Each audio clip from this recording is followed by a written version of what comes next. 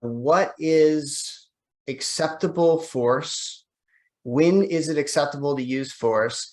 And I think let's start this conversation by this old myth, maybe, of if you're a black belt in martial arts, do you really have to register your hands as deadly weapons?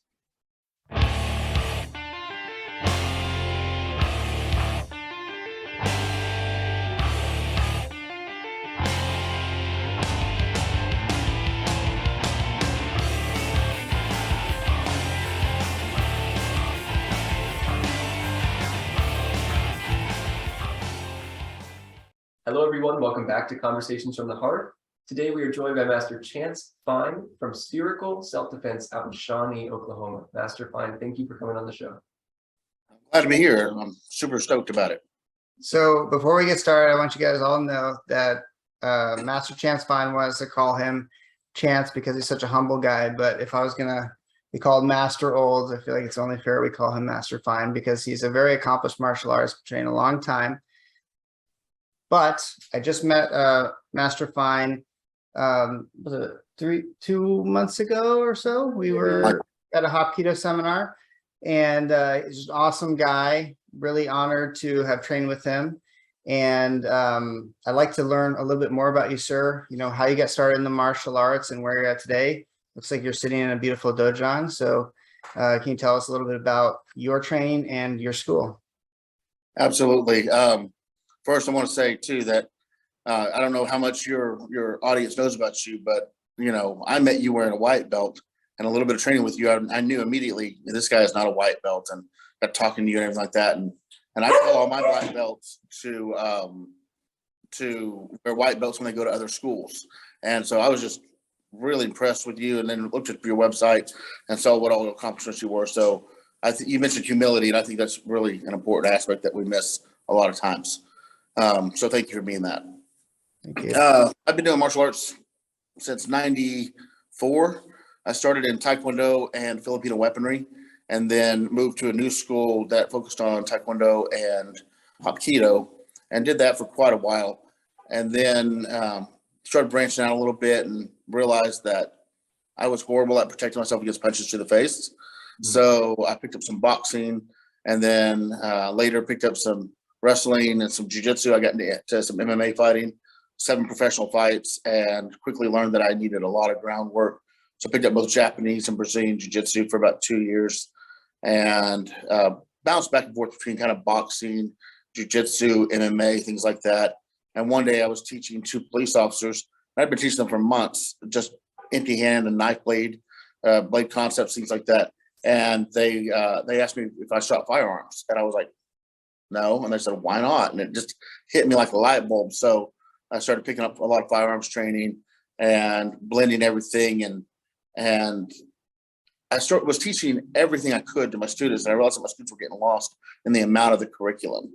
So I had to do something. And so I decided to start cutting things out. And that still wasn't getting me to the point where I needed to be, to where my students weren't confused. And so I just kind of developed my own system, not because I thought that I needed to, that I was qualified to create a system or something for a name recognition or anything like that.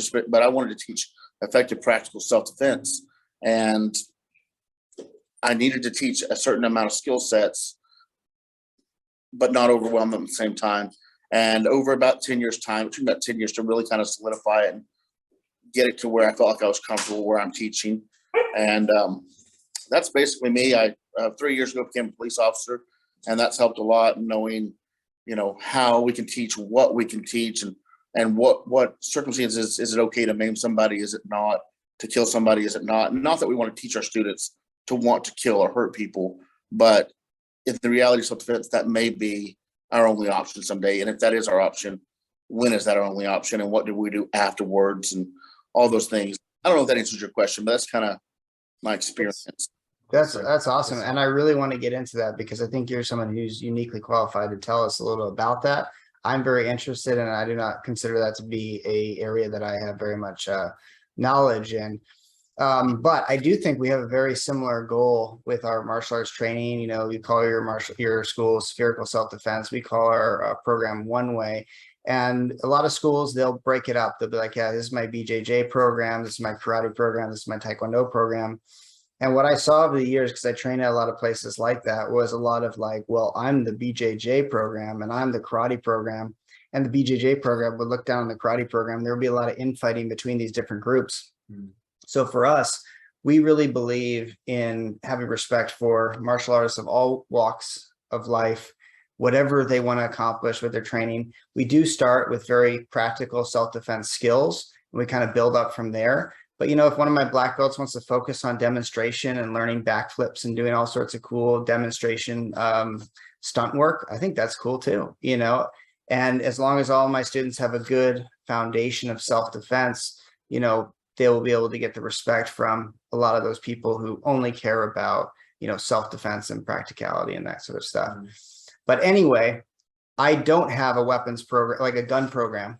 We have a weapons program, but it's more traditional weapons, you know, like conflict, things like that. But we don't have, like, we haven't taken to, you know, rifles and pistols and things like that. But for me, I see martial arts as just an expression of violence in all manner and all ways. You know, anything can be a weapon, your hand, a broken bottle, a gun, a knife. And I'm very interested in it. I just haven't had the formal training. You know, I have my guns and I've gone to the shooting range. You know, I grew up, you know, in a family with guns, and I shot it, you know, once in a while, but I know enough people who really are into guns that I'm like, here's me, and here's, like, you know, where people who really like guns are. I want to talk a little bit, if we can, about, you know, guns and all that sort of stuff. But I think the best place to start our conversation will be, you know, what is acceptable force? When is it acceptable to use force? And I think let's start this conversation by this old myth, maybe, of if you're a black belt in martial arts, do you really have to register your hands as deadly weapons? So before I became a law enforcement officer, I had lived in multiple states, and I always wound up, didn't seek them out, but I always had cops come to me and need training. And so I always asked them that, and they're like, no, that's not true. And over 4 states, that's not true. And now being a law enforcement officer in Oklahoma, that's not true. There is a little caveat to it. And if you've had, say, 20 years of martial arts experience and you're in pretty good shape and you do obliterate somebody and you're tried by a jury, you do have to realize that the question that's going to come in is, did you have other options? And that's what you have to be able to articulate is, I didn't have any other options at the time. So it's there. No, our hands and feet are not registered as lethal weapons. And this is an interesting thing. And of course, it's important to know that most states mirror each other fairly well in the area of self-defense laws, personal protection laws. Incredibly blue states may be different from incredibly red states, and that's just state to state. And each practitioner, each person that wants to defend themselves is individually responsible for knowing your state statutes and know what you can get through. You can hire a self-defense attorney for that. You can talk to a cop about it and get that for your specific state, but most of them are pretty similar. And weapons are actually defined by state statutes as deadly weapons or dangerous weapons. Deadly weapons are deadly weapons in the fact that they were designed to take life. So a gun is a deadly weapon. A tactical knife is a deadly weapon. A steak knife may or may not be a deadly weapon. It wasn't designed to take a life, but the argument could be made in court that a blade is known to take lives easily.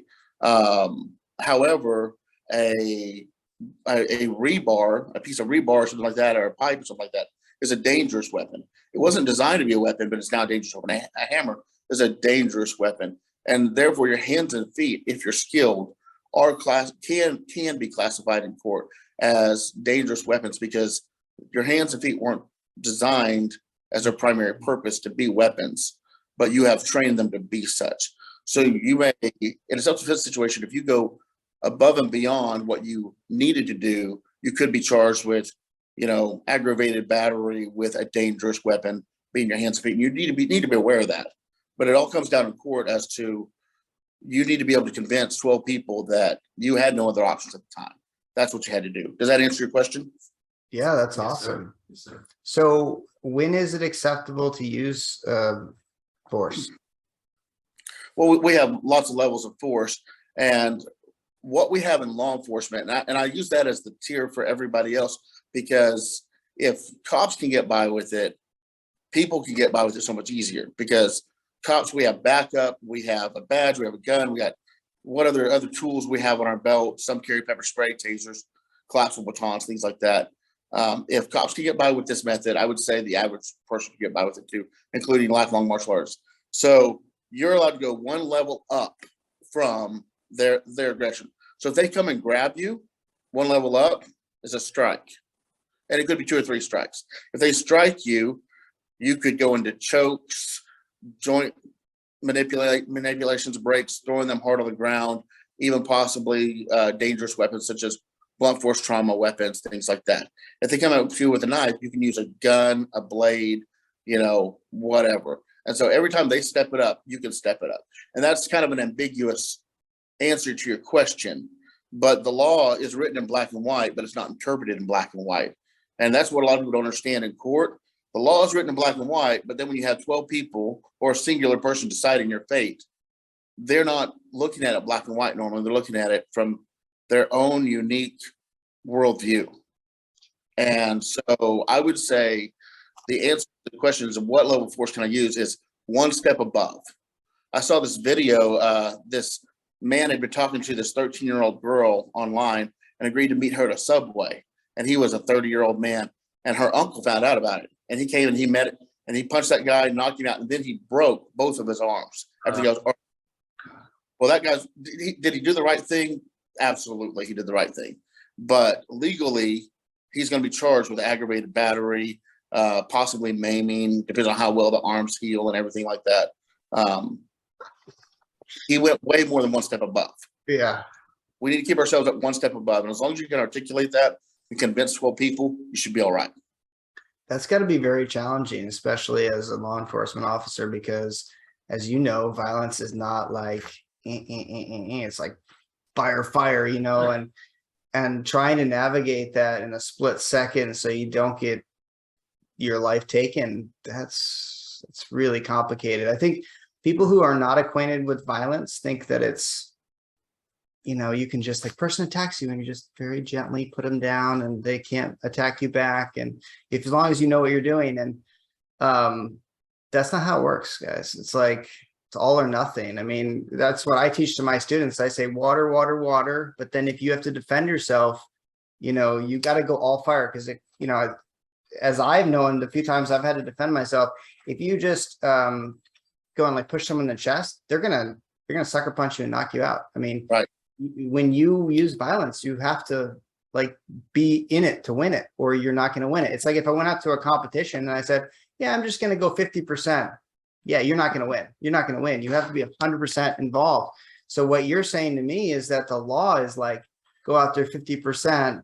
And then if they go like 65, then you got to go 75. It's like, man, that's really hard. That's putting a lot of pressure on you as a law enforcement officer to navigate that, seems like. So a couple answers to that. And I tell my students all the time, overwhelming violence ends violence. The best way to end violence against you is to be more violent. And that's kind of the dogma that we follow in regards to that. But you talked about the amping it up. And if you look at it that way, it is really hard. And that's how the law is written. And unfortunately, I tell people all the time, sometimes the law is not ethically right. And sometimes what's ethically right is not legal. And that's a shame. But we live in what we call a civilized society. So there has to be some sort of something on paper. But what I would say to that is, and I realize not everybody is a lifelong martial artist. Not everybody even takes self-defense classes. But that's why pressure testing, whether you're doing kickboxing sparring, MMA sparring, grappling, weapon sparring, or mixing them all up. And we have a drill in our school. It's really cool. We call Styles from a Hat. And I'll write down boxing, kickboxing, MMA, single stick, double stick, single blade, double knife, gun. And they draw the style, and they don't tell their opponent what they have. And then they spar according to those rules. And it teaches them, if somebody gets boxing or BJJ or something like that, and the other person has MMA with a blade, well, now my narrow skill set isn't going to work against this. And they learn the fallacy of a narrow skill set, but they also learn how to interact with these different things. But pressure testing, no matter how you do it, is so vital, because once you've had enough inoculation into violence, and that may sound very violent or scary or abusive, but when you've been inoculated into violence enough, you can see where it's going. Just like a woman that's been abused by her husband for 15 years, probably after 5 years or 3 years or something like that, she can tell this is where this is going to go. Yeah. And with that, then you just know, and you respond accordingly. Mhm. That styles from a half drill sounds really awesome. We were just talking about some of the other instructors we've talked to, and just the different things that people do in their schools, and that is a great. My students hate it, and I hate it too, because I spar with them and I hate it too. Yes, sir. Unless, like the knife with MMA, then I'm like, okay, I'm pretty good, But if I get grappling, I'm like, oh man, this is gonna suck. Yeah, it wasn't quite that extreme, but Master West was telling us he has like a couple dice that he rolls out there, and it's like you have to spar with one arm and your legs are tied together. I mean, it's just ridiculous, like combining these two like super challenging things. Right. But that's also fun too. I mean, it can be really stressful and difficult and that kind of stuff. It's also very important, but it can also be a ton of fun because, just sparring normally again and again can get boring after a while. So. Absolutely. So I wanted to ask, in your classes, with all of this material that you're mentioning, you say you stop sometimes and you say, all right, students, is this justified? What age ranges are you working with? Do you have, 7-year-olds in that class who are answering that question, or I'm curious about that. We have a 3 to 7-year-old program, which is, we tell the parents, they're not learning martial arts. They're learning a few little martial skills. That's basically having fun with martial arts skills. And then we have a 8 and up class, which is either Shotokan or Hapkido. And we do talk about it a little bit, but we keep it more on the bullying side. And then I pull the adults apart later, and then really. And then our Bjj classes and our Chunchu Musul classes, which is where we mix it all together. Those are ages 13 and up. And on those, we talk about that. And there's not a whole lot of kids in that class. It's mainly adults. I would say our median age is about 35. And so it's really easy for them to cognitively think about those things. Yes, sir. Yes, sir. Yeah, one of the unique challenges is you want to teach the kids the really serious self-defense skills, but on one hand, sometimes they're not ready for it maturity wise. And then even if they are, it's like the parents aren't even ready for it. Like when I go out there and I say, okay, here's what we're going to do, guys. We're going to slap them in the groin. Then we're going to hit them in the ears. And we're going to take our 2 fingers. We're going to gouge out the eyes and then headbutt them. The parents like, what? You know what I mean? But if I say, okay, go out there and go jab, cross, back leg round, the parents like, oh yeah, that's so cool. Yeah. This is like we were talking about, I think was the guest. It's like trying to figure out how to layer that in, is Or if you care about self-defense. Is challenging. And also knowing that most students will leave you after 6 months, 3 months, a year, depending on the student. And the skills you give them have to last them the rest of their life. How do you balance giving them what really counts, but also not overwhelming them? I'm still in the process of learning, and I feel like I know a lot more than the average person, and I feel like I've kind of arrived at a certain point. But I realized that even though I may have topped that amazing mountain, or even climbed a couple mountains, once I got over those couple mountains, I look and I realize I'm only on the beginning of the mountain range. There's a whole lot more. And it's a hard thing. Well, and also I'm sure your journey to the top of that mountain was kind of meandering and took you on a lot of different journeys. And then you're going back and you're trying to distill that down in a simple pipeline to get them to where you are. And that's a whole different skill. Like you can know it all and you can be this great martial artist and you've acquired it over, 20, 30 years or whatever of your training. But then to go back and say, okay, well, how do I systematize this and teach like a 3-year-old kid how to be a total badass? It's interesting because it's not just about giving them the skills, it's also about entertaining them. Like you said, most kids do it for 6 months. What can you really teach them in 6 months? Are you going to make them a great athlete? Because being athletic is really important to being really good at fighting. Are you going to make them mentally fierce in 6 months? Because being mentally fierce is really important, and then developing fine motor skills and understanding all of the different permeations involved in self-defense, from striking to grappling, all that kind of stuff. Can you do that, in that small period of time? So in order to achieve a high level of ability, they're going to have to stick with it for more than 6 months. And that requires you to entertain them. And then that takes you away from those core self-defense skills that you really want to teach them. So it's like, I don't think anyone has the answer. It's like a koan kind of thing. It's like there's no right answer, but you try to get as close as you can. Yeah. And so I've heard, and I don't know if this is true, I don't speak any Asian languages, unlike yourself, but I've heard that the term sensei means one who has gone before. And yeah, I see that as, because I've looked up on your website and kind of looked at one way, and I really like it. And there's lots of systems like that exist in the world, especially in America. And we all have our own little paths up that mountain. Well, there's probably 100 easier paths than the hardest paths. And this path, and you may choose that path, and somebody else may choose this path. But I think as long as martial arts instructors, we know why we're teaching, because if I want to teach for Olympic competition, then that's what I need to focus on. I need to be honest with people about that. If I want to teach for, esoteric reasons, I need to be honest with people about that and teach according to that. And if I want to teach for self-defense, and you want to teach for self-defense, we may both be heading up to the same point. We may take different paths to get there, but as long as we take an easy, direct route, that not easy, but easier than climbing and having to jump backwards and grab a rock, but we take a route up there because we've gone on all those different paths and we've navigated it. We may be taking a different path, but as long as we're taking easier paths than others that are available, I think we're doing ethically the right thing. We don't know all the answers, and we're making mistakes along the way, but integrity is so important. And as long as we're being honest with our students, we're being honest with ourselves, I think the rest is going to work itself out.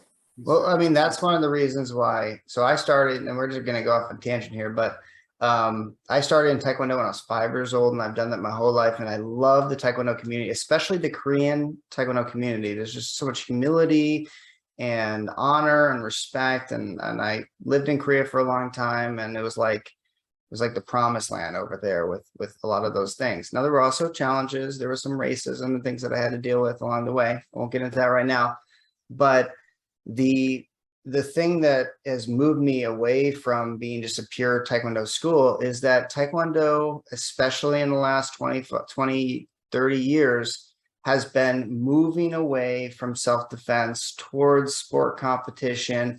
And at this point, I mean, I'm sure maybe you saw the Olympics and stuff. I mean, it's just getting ridiculous. I mean, it's just like nothing is effective anymore. And that's not to say that there aren't effective techniques in Taekwondo. There are. And there's a lot of people who started in Taekwondo like me that learned a very effective self-defense style of Taekwondo that, of course, had its flaws. Like you said, you need to learn how to punch, you need to learn how to sweep and throw, and you need to know how to go all the way around to submissions. And you need to learn weapons to be able to defend against those permeations. But the core of Taekwondo, traditional Taekwondo, I think, is really all about self-defense. That's why I started Taekwondo. That's why all of my friends started Taekwondo when we first started. And I think that's why people in America want to learn martial arts, is for self-defense. But Taekwondo has been just kind of hell-bound on this path going towards sport. And I don't teach that at my school. And so, for us, it was like, I can either have this, I'm kind of like this reputation that is not the reputation that I'm trying to create, or I can just create my own reputation that maybe not that many people know about, but at least I control it, and I can have integrity, and there's a lot of reasons. There's a lot of other things going on there too. You know, Taekwondo, it took me 7 years to get my black belt in Taekwondo. Now I just went to a conference and I'm hearing from everybody, they're doing 2.5 years for black belt. And I'm like, that's insane, guys. That's crazy. I'm not making my students take 7 years for black belt like me, although I train just as hard as any of my students that have gone through here, and it took me 7 years to get my black belt.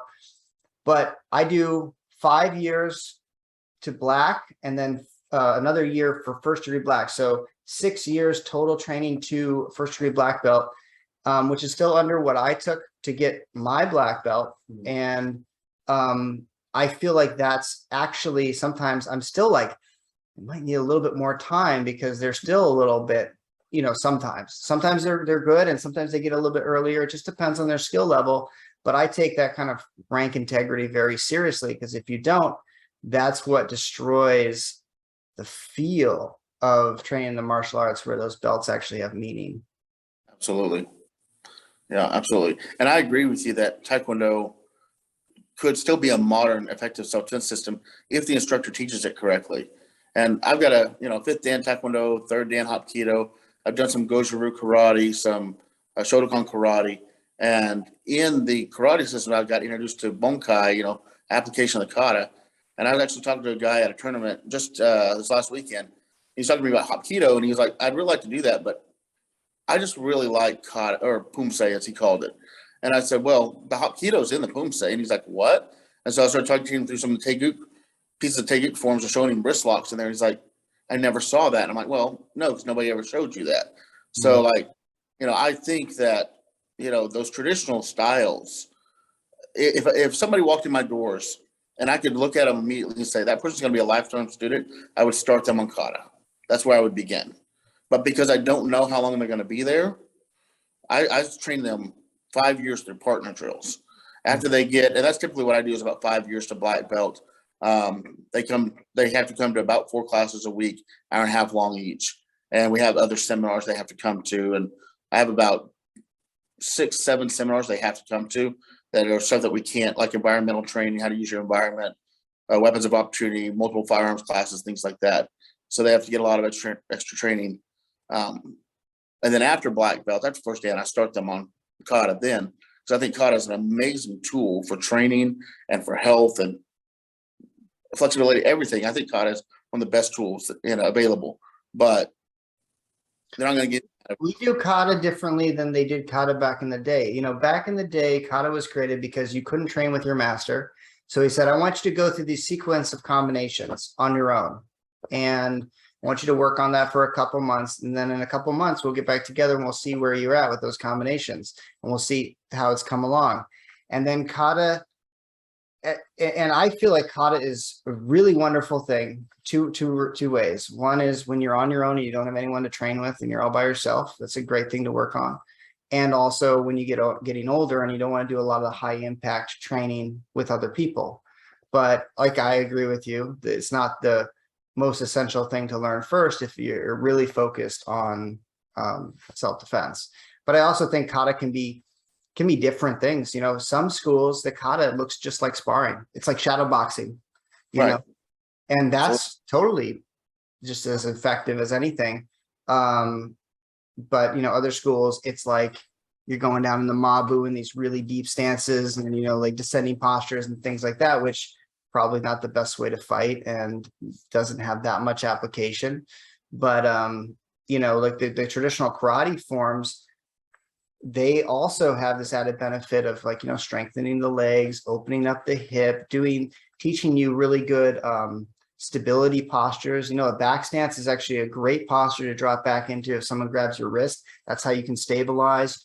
Front stance is basically just a lunge that you would use if you're trying to do a good reverse punch or a lead punch as you're stepping forward to punch somebody. There may be a little bit more exaggerations, but that exaggeration helps you open up your hip, teach you how to have strong legs, and teach you how to generate the power from the ground up into your technique. So there's a lot of benefits to those forms that maybe not so obvious, but are more indirect. Absolutely. So we got a little off topic here. going back to, law enforcement and self-defense, it sounds like you really teach this in your curriculum. That's so awesome. I wish we did, and maybe we can have you come out for a seminar sometime and show us, how you integrate these things. But like when we were talking before we opened up the podcast, you were saying how like when you teach techniques, you also teach them like how to use them for the laws. So what is some examples of that? So just like our very first self-defense technique, and how we have 100 self-defense techniques to first Dan, and some of those are grappling, 32 of those are grappling techniques. And we've got 56 striking combinations and just different things like that. Our first self-defense technique is against a same side wrist grab. And of course, the escape, we slam the elbow into the forearm, we capture the wrist. And then we have an eye rake to return, because then we're going to roll up under and put their elbow onto our shoulder to pop that. Then we can roll into an Americana. And every technique has 4 steps, and each belt they learn a new step until they get to all 4 steps. So hopefully it's like 400 techniques. And typically for adult students around green belt or, 5th level or something like that, they're like, well, couldn't I also do this? And so they're catching that all this stuff is just fluid and you can go.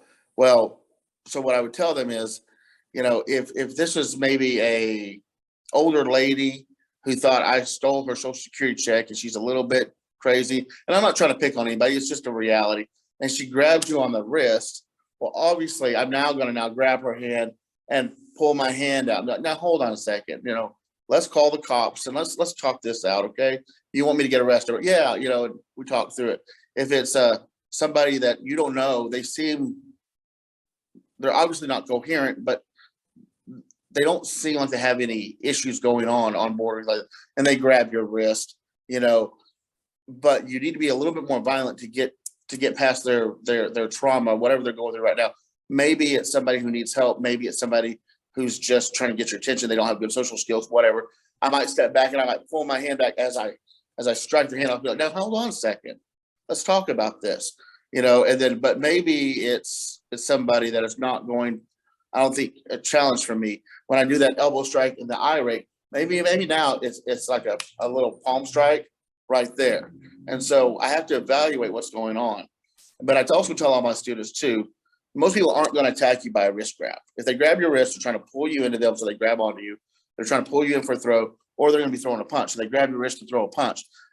Address that issue, figure all that out. And then again, that's where pressure testing comes in. And then if they do throw a punch and I shield up on that punch, and then I can rake their eyes because I've gone one step up.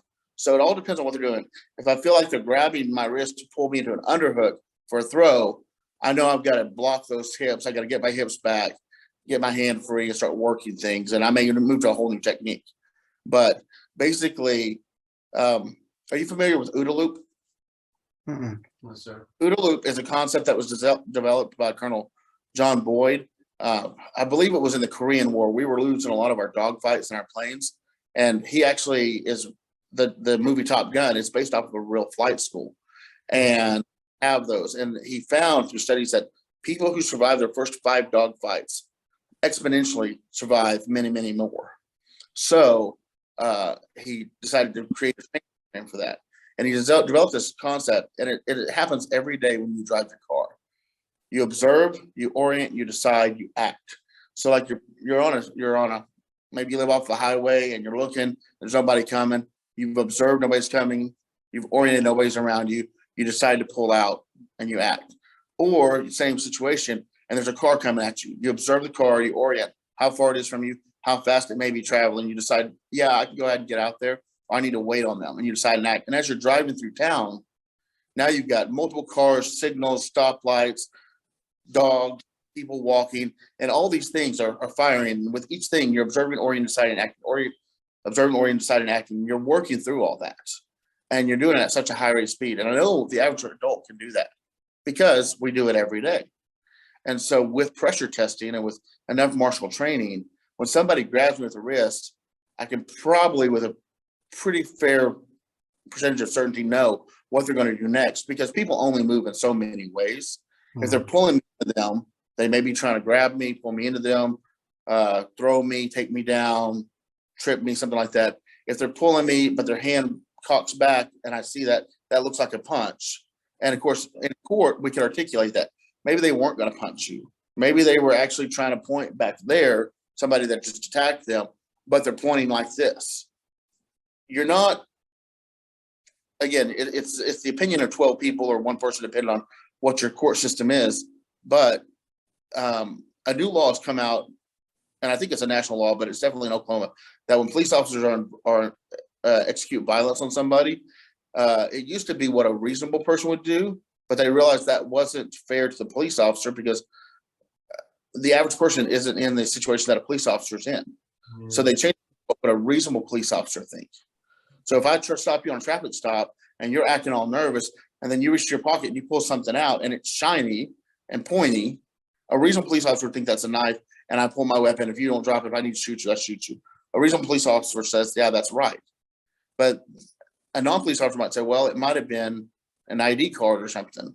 So with enough training and articulation, that person's wrist grab in conjunction with their other movements and what they're doing tells me most likely what they're going to do based on my experience. And I respond. If it is a palm strike, if it is just a strike and get away, if it is an eye rake, all those things are factored in. And I make my decision based on the information that I have gained through years of training or months of training and the information available at the time. Did that answer your question? Yeah, I guess. Yes, sir. Yeah. Yes, sir. I feel like I went a wrong way around that. No. Alright. I mean, it was great information, and clearly, your stuff. When you were talking, I started to think about, what's the, you were talking before about, if we all want to teach good quality self-defense, there might be a lot of ways up the mountain, but we'll all kind of get to a similar point. And, some people come from striking, and there's a lot of different ways to strike. There's punches, there's kicks, there's knees and elbows. And those are all quite different ranges and ways that you use them. And then, there's grappling, there's, throws and sweeps, and then there's on the ground submissions, there's standing submissions, there's joint knock manipulations, things like that. When we're talking about self-defense, another interesting concept, we were also talking about how it's sometimes like hard to figure out, like, where do you start with teaching self-defense? Because sometimes what you think is the right way to do it might not be what people want to learn. And then they're not inspired to continue with their training to learn the stuff that you really want to teach them. And one of the interesting things I've thought a lot about, and I'm curious to get your opinion on this, is so grappling is really good for some things. Striking is really good for some things. Grappling is really good for one-on-one when you don't want to, you want to do minimal damage to the person, but get them restrained, right? So in Right. a lot of some people might think that this is a really good place to start, because like you're saying, like, someone grabs your wrist. Do you want to just punch them in the face? Like, that's going from 0 to 100, because in order to punch them in the face and get them to stop doing that, you're going to probably knock them out or debilitate them. And that's going to be quite aggressive. It's our lovely train going by behind the dojang. But if you just did a simple wrist escape and then maybe grabbed hold of their wrists and pinned them to their side, whatever, if they keep struggling, you take them to the ground and you get them pinned down, like on a knee on belly position or something, and keeping your head away. That could be a really nice way to de-escalate that situation, or I mean, not de-escalate it, but contain that situation without doing a lot of violence to the person. However, one thing that we feel here at Rising Phoenix Martial Arts is, I want to teach the really serious jiu-jitsu techniques from day one, but most people are not comfortable with those really serious jiu-jitsu techniques on day one. If I took a little girl who's 12 years old and I stuck her in north-south position with her head between my crotch for 10 minutes, she'd freak out. She wouldn't like that. That wouldn't be very comfortable for her. She needs to work up to that. If I took a 40-year-old woman and I just hip through her and slammed her down on the ground, she would be like, oh my God, I don't want to do this anymore. And those are two people that could be amazing martial artists in the future if you raise them up right. So one of my theories I have here at our school is that we teach them, we try to find the balance between what is the most effective technique and the most approachable technique, and kind of work our way forward. So we start out with simple punching and kicking, and also stand up sweeps, throws, and standing submissions. And then we slowly work our way to the ground into the more serious jujitsu stuff. And that way we can catch the most amount of people and help them achieve success. Absolutely. I'm kind of going off a little of a tangent here, but this is the point I'm trying to make is like, in some ways, the grappling would be like the most important thing to teach, but then in other ways it's not. And then there's also this other complexity, whereas grappling is great for one-on-one, but it's terrible for multiple opponent. If I try to grapple you and take you to the ground and your buddy comes up, he could like curb stomp me, you know, all this kind of stuff. I could be trying to grapple you in a tight bar and I hit my head on a table and knock myself unconscious. And we also know that a lot of times you get attacked by not just one person, but multiple people. I get attacked. I got attempted muggery. I fought them off and it was pretty epic, but I won't go into that story. By 3 guys, not one person. No one's going to come up unarmed and try to take your stuff. I mean, maybe if you're small and they're big, but usually they come up in like, you know, they're hooligans. They come up in a big group and they try to attack you. And in that case, you know, something like jiu-jitsu, while very good one-on-one, is not going to work very well in that situation. So all of that said, what is your approach in your school? Because it's a complicated problem to solve. Like, you want to teach them the most effective stuff, but you want to raise them up so that they're able to handle that intensity. Sure. So just a little bit of background first is I always look at the top of the mountain or the destination, the end goal. What's my end goal? And then I work the problem backwards. And yes, we want to teach them these things. And, you know, kind of where I see it is once you get to like 4th Dan, you've been training 15, 20 years.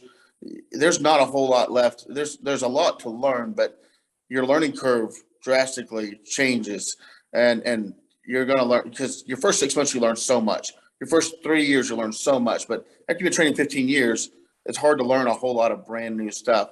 And so what I do with them is there's 10, the first Dan curriculum is divided up into 10 sections, and each section has some strikes until we get through what I consider, you know, the majority of the strikes that you're going to need. They have 10 self-defense techniques, which starts with standing grabs from the front, works your way up your arm, across your body, chokes, up against the wall, things like that. And then we go to the back, and then we start transitioning down to the ground. And then we've got striking combinations and striking with weapons combinations, things like that.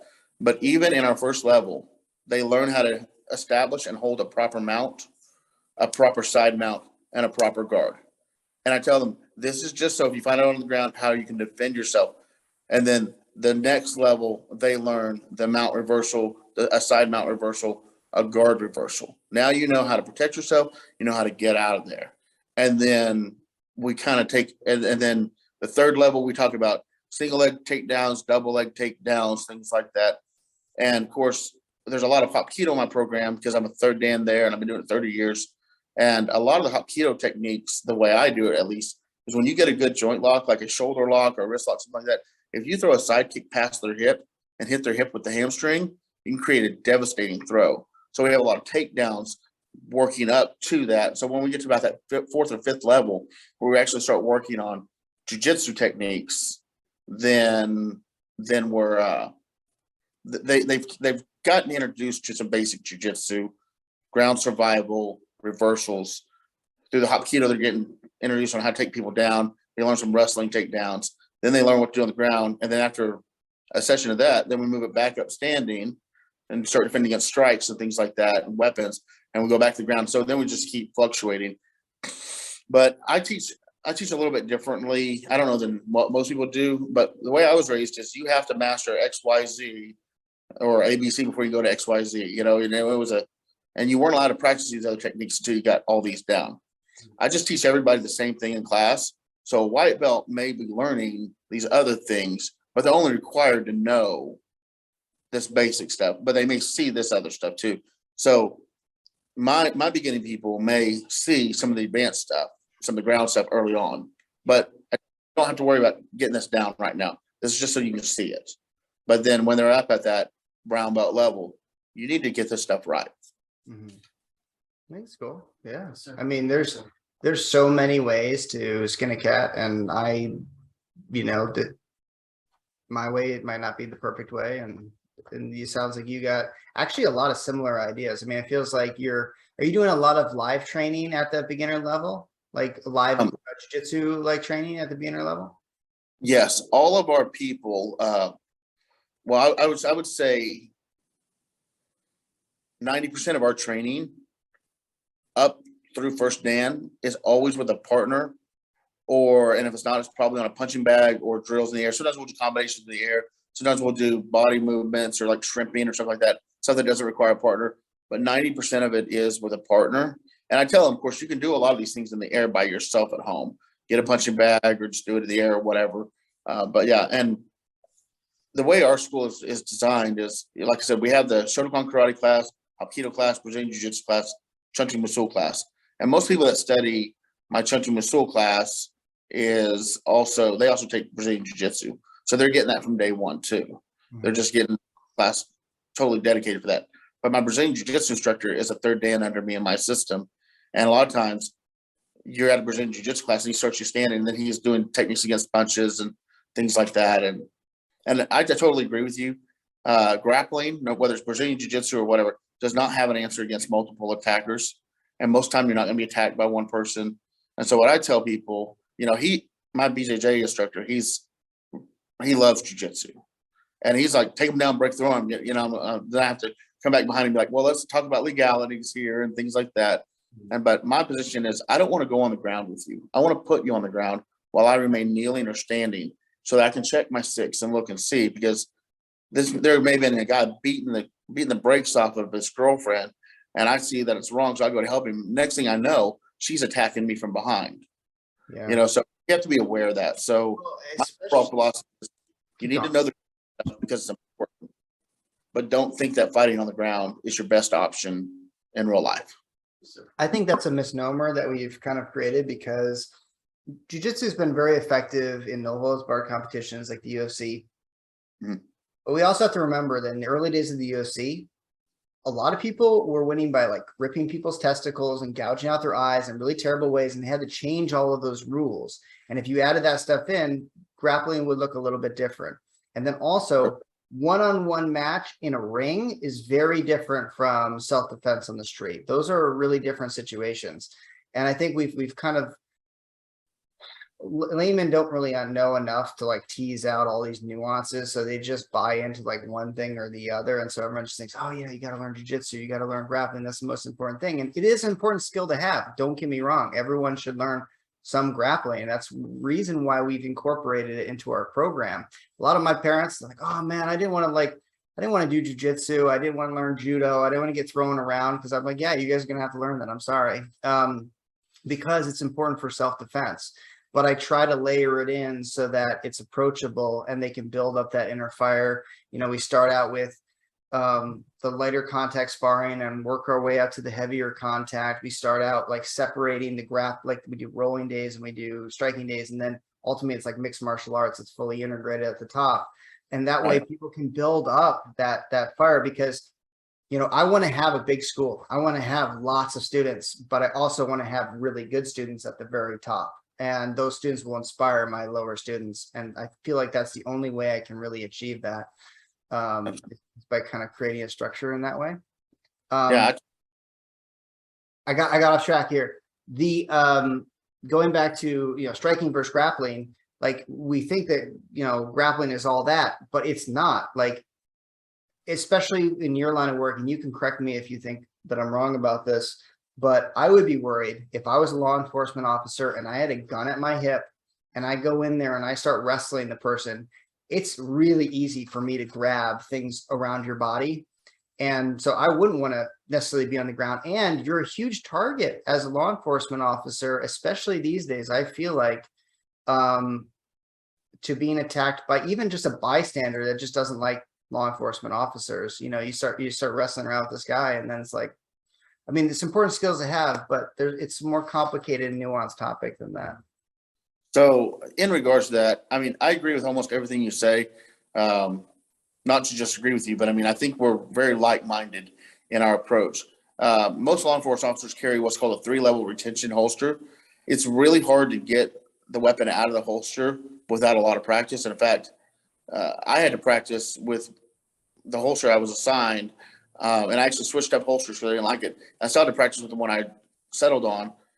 I don't know, probably 3,000 draws. And every time before I go on duty, I draw 3 or 4 times because it's so particular that it's not just easy. Most people don't know that. So I'm not worried about somebody having my gun out.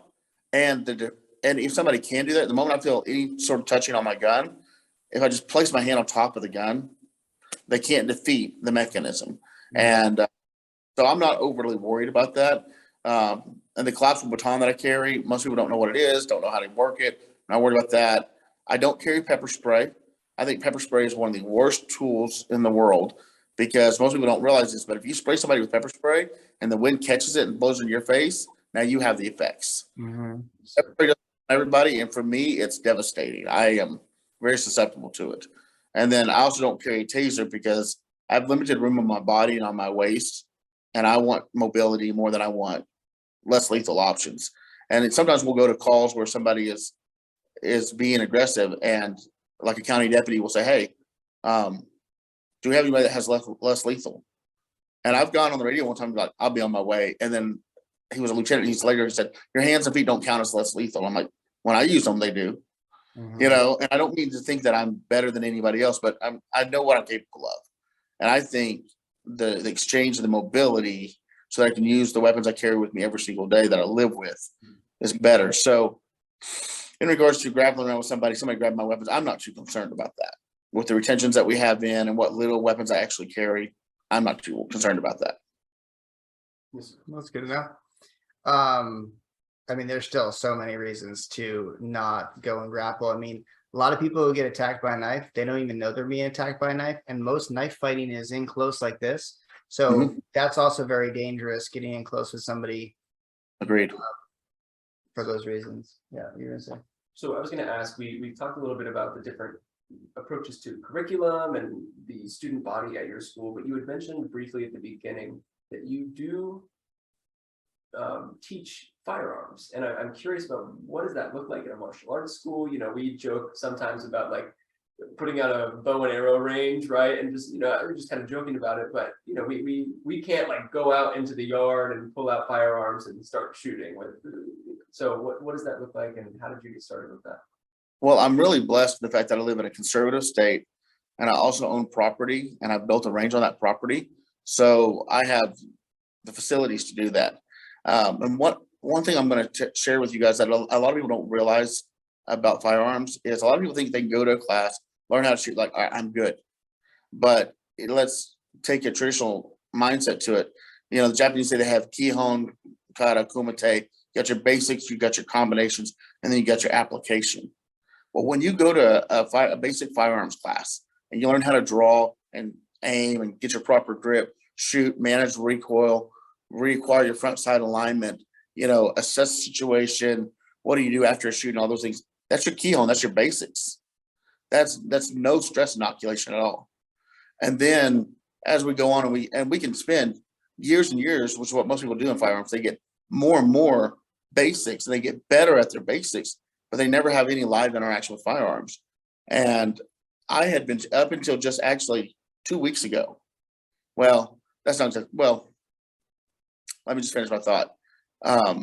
I trained for many, many years in basics and combinations of firearms, but no practical application, no pressure testing. And I realized that, and I thought I need to switch that. So there's this thing called force on force training. It uses modified real firearms, and they shoot real projectiles, but they're chalk projectiles. So when they hit, they hurt. And so you have the stress up. You know you're not going to die, but you're still scared to get shot with that chalk pellet. But more importantly, I'm scared to fail. I hate losing. So I got to be first. I got to be on target, everything like that. And up until like 3 weeks ago, I'd never been on force training, and I went to some force training. But what I do is I have 3 levels of pistol classes, 2 levels of rifle classes, 2 levels of shotgun classes, and then a rifle pistol class. And then if you've gone through all those, then I'll design more classes for you. Most people don't make it through them all. The first class is basic handling, drawing, aiming, pointing, firing of the weapon. We added some movement into it, like have them face away from the target. We have this drill where there's 2 targets available, and I give you a simple math problem. I'm sorry, there's 4 targets available. Number 1, 2, 3, 4. And I may say, all right, face away from the target. I'm going to give you a math problem. You got to turn around, solve that math problem, and shoot that target. But maybe 3 minus 2 plus 1. And so you're like, that's 2. And so you have to turn and engage target number 2. So you're not going to do a real math problem in life. You do have to engage your cognitive skills, because you have to figure out who is the right person to shoot, if anybody. And I tell them, if somebody's coming at you with a knife, who do you shoot? That's really easy. You know, that's a solvable problem. But you see somebody else stabbing somebody with a knife, and you shoot them. Well, maybe that person attacked them with a knife and they're defending themselves. Now you've killed the good guy. So there's a lot of things. And my main thing I teach my people is only shoot somebody if your life is in danger. You're not the police. If you don't know the whole story, don't do it. But then another thing I do in that same class, I teach them basic strikes like palm strikes, elbows, knees, some defenses against, like a simple defense against a choke, a simple defense against a bear hug, and I put on a ballistic vest. And then I either hold mitts and have them strike the mitts until I feel that they get tired, and then I step out of the way, and then they're supposed to draw their weapon and engage the target that's behind me. Or I'll grab onto them and they have to fight me off. And what they want to do is they want to push me out of the way. I'm like, no, I am your target. And they have to keep fighting me until I disengage. Once I disengage, then they shoot the target behind me. And so even though that's still not real fighting with guns, they're having to fight to get to their gun. They're having to stress themselves. So I add stress inoculation drills in. And a lot of people don't like that. A lot of firearm instructors hate that. They think you're going to get somebody shot. Well, that's the reason why I'm the attacker. I'm taking that risk on myself. But I would sure hate to tell somebody to come to 3 gun classes with me, and then they think that they're ready. And then the moment stress hits them, they're like, I don't know what to do. So we have a lot of curriculum in our firearms program, and I do require everybody that gets the first Dan with me, they have to go to 2 pistol classes, you know, and each Dan requires more firearms training. But every class has some sort of stress inoculation drills in there to raise the bar a little bit. That's awesome. That's really cool. Yeah. I mean, you know, it's kind of like sport jujitsu versus self-defense jujitsu. You know, it's like, you know, going to the shooting range and just going is like kind of like sports jujitsu. But then, you know, like the pressure testing with the real simulation, stuff like that, that's kind of a different level, and you kind of need that as well, for sure. I'm really serious about self-defense. I'm really serious about it applying, and I'm willing to risk my safety for that. I teach them all how to use a tourniquet beforehand. I give somebody the tourniquet, I'm like, you're responsible, you know, and I mean, it is a risk, but I would gladly sacrifice myself if I knew that someday somebody else's lives would get saved. And that sounds very almost like virtue signaling. I don't mean it that way, but if we're going to be self-defense instructors, we've got to be willing to walk those hard roads. Then we've got to figure out how to make those hard roads simple for people. And we've got to lead them up those simple roads, but still make them challenging for them so that it felt hard for them. Mm-hmm. And hopefully we can create a system that our followers can be like, hey, this is a good way. Mm-hmm. Yeah, no, I agree. I mean, so you're doing like can you take us through like a scenario that you would do with like live ammunition? Is that what you're saying? You're doing like some kind of live ammunition self-defense stuff, like the bear hug escape, get out with live ammunition? Is that what you're saying? Yeah. I guess, can I stand up and you tell me if I'm in? Yeah, show us like I'll be right back. I'm gonna go get a gun.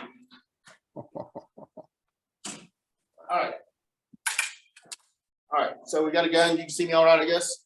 Yes, sir. All right, I don't have a holster on right now, but let's just say that I do.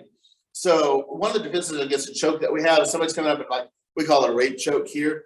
And what I teach people is tell them to bring your hands on top of their arms, step back and draw them into you. Don't just try to slam it down because they're strong, it's not gonna work. But if you step back and draw them into you, it's a kind of the soft philosophy. They're probably going to step in and then they're going to feel very unbalanced. At that point in time, they're going to strike them with 2 palm strikes on the cheekbones, zygomas, to shop their nerve. and that'll reset their OODA loop. And I include mindset and all this stuff. Once they do that and they're disengaged, at that point in time, I can take a step back, I can draw, and then and this is a training gun, by the way, but I can draw, and then I can start giving commands, get down, get on the ground, everything like that. If I feel like it's time for me to run, I can run. If they keep charging, then I can start putting a couple rounds in. Now, how do I articulate that in court? Well, somebody came and strangled me. That is a life-threatening situation. So I am now legally allowed to respond one level up, which is taking a life. I don't know if there's anything above taking a life, but somebody choking me, and I believe they're really trying to kill me or rape me or whatever, I think that justifies me in killing somebody. And I think the average person, especially in conservative states, would agree. I got them off me. And then I drew my gun, I gave them commands to get back, and they came back charging at me. I got them off me, I hurt them, they came back. I had no other options at this point in time. And so that's one example. Another example is I'll be holding Muay Thai mitts, something like that, and they may be throwing palm strikes, and then I'll say elbows, they switch to elbows.